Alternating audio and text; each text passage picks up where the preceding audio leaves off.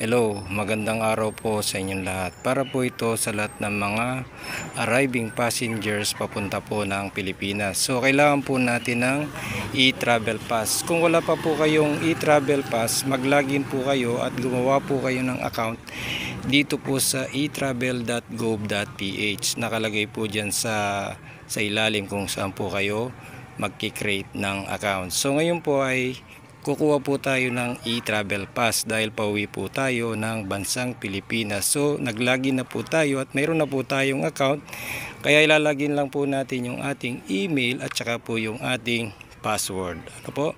So pag login po natin yan, ito po yung lilitaw. Dahil po tayo ay pauwi ng Pilipinas, kailangan po natin magkaroon ng new travel declaration. So una po ay dahil gagamitin po natin ay aeroplano, kaya air po yung pipindutin at yung arrival. Pagkatapos po niyan ay continue po natin. So ngayon po ito po yung bago natin new travel declaration.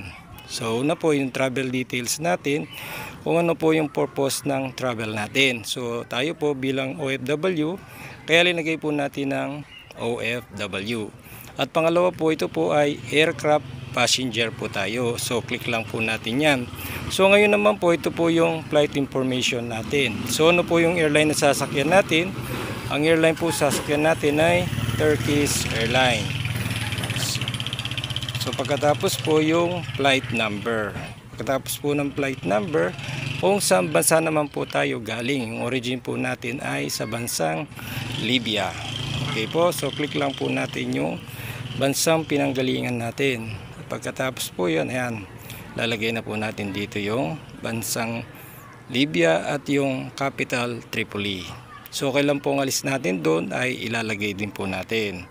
So ngayon po, nalagay na po natin yung date ng ating travel sa bansang pinanggalingan natin. Ngayon naman po ay magkakaroon po tayo ng transit. Ano po, dahil ta-transit po tayo sa bansang Turkey. So ilalagay po natin yung bansang Turkey at saan pong airport yun, sa Istanbul po. So ilagay po natin yung airport sa Istanbul. Ayan po.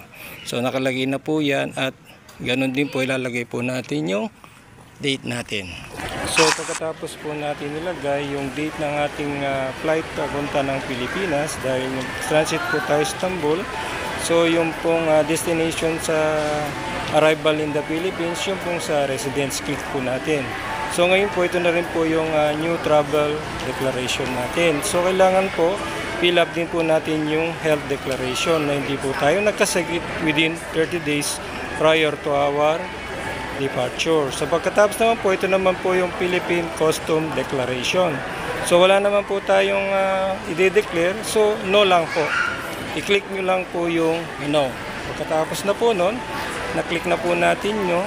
Siyempre, labas po, wala po tayong i-declare. So pagkatapos po nito, i-next na po natin. Okay po. Pag next po natin ay dapat po pirmahan po natin ito na tayo po ay walang dadalhin na i-declare sa custom. So pag declare po natin nun, ngayon po kung may kasama naman po kayong family members, ilagay nyo lang po itong yes. Pero wala po tayong kasama, solo flight po tayo.